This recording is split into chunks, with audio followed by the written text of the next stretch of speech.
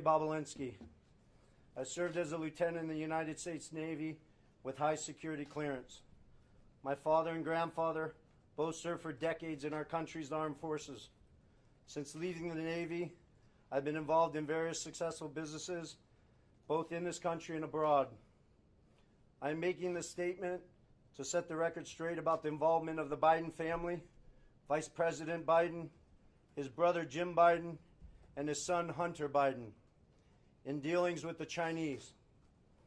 I have heard Joe Biden say that he's never discussed business with Hunter. That is false. I have firsthand knowledge about this because I directly dealt with the Biden family, including Joe Biden. I have also heard that Vice President Biden said on Tuesday that Senator Ron Johnson, the chair of the Senate Homeland Security Committee, should be ashamed for suggesting that Biden family sought to profit from their name. Well, here are the facts I know, and everything I'm saying is corroborated by emails, WhatsApp chats, agreements, documents, and other evidence. And the American people can judge for themselves. I brought, I guess, for record, 3 phones that spanned the years 2015 through 2018. These phones have never been held by anybody else besides myself. I was told this past Sunday by somebody who was also involved in this matter that if I went public this information, it would bury all of us, man. The Bidens included. I have no wish to bury anyone. I've never been political. The few contributions I have made have been to Democrats.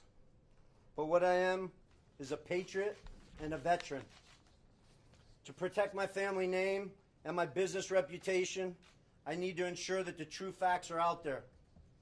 In late 2015, I was approached by James Gilliar, whom I had known for many years, about joining him in a deal which he said would involve the Chinese state-owned enterprise CEFC China Energy and what he called one of the most prominent families in the United States.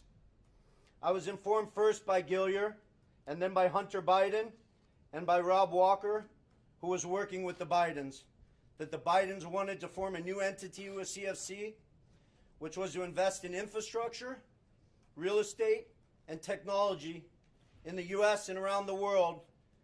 And the entity would initially be capitalized with $10 million and then grow to billions of dollars of investment capital. After months of discussion, I agreed at Gilliar and Hunter Biden's request to become CEO of the entity to be called Sinohawk. Sino representing the Chinese side, Hawk representing Hunter Biden's brother Beau's favorite animal. And between February and May 2017, we exchanged numerous emails, documents, and WhatsApp messages concerning Sinohawk and its potential business. On May 2nd, 2017, the night before Joe Biden was to appear at the Milken Conference, I was introduced to Joe Biden by Jim Biden and Hunter Biden.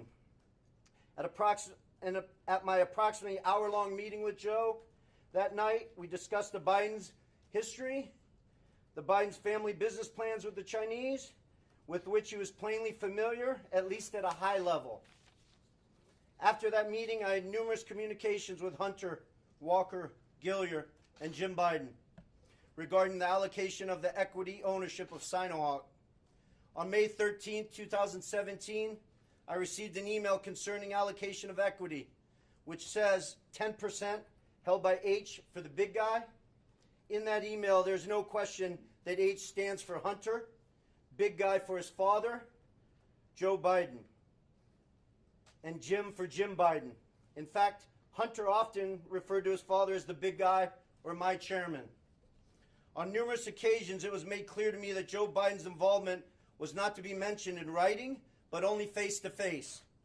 In fact, I was advised by Gilliar and Walker that Hunter and Jim Biden were paranoid about keeping Joe Biden's involvement secret. I also had a disagreement with Hunter about the funds CFC was contributing to Sinohawk. Hunter wanted $5 million of those funds to go to himself and his family, so he wanted the funds wired directly to an entity affiliated with him. I objected because that was contrary to our written agreements concerning Sinohawk.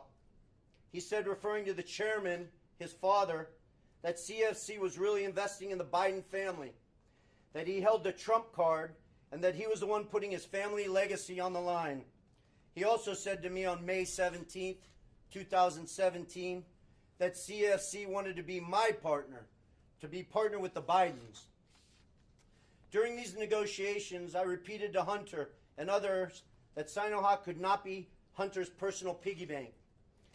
And I demanded that proper corporate governance procedures be implemented for capital distributions. Hunter became very upset with me.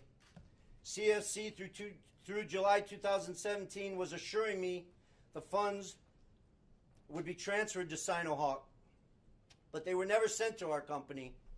Instead, I found out from Senator Johnson's September report that the $5 million was sent in August 2017 to entities affiliated with Hunter.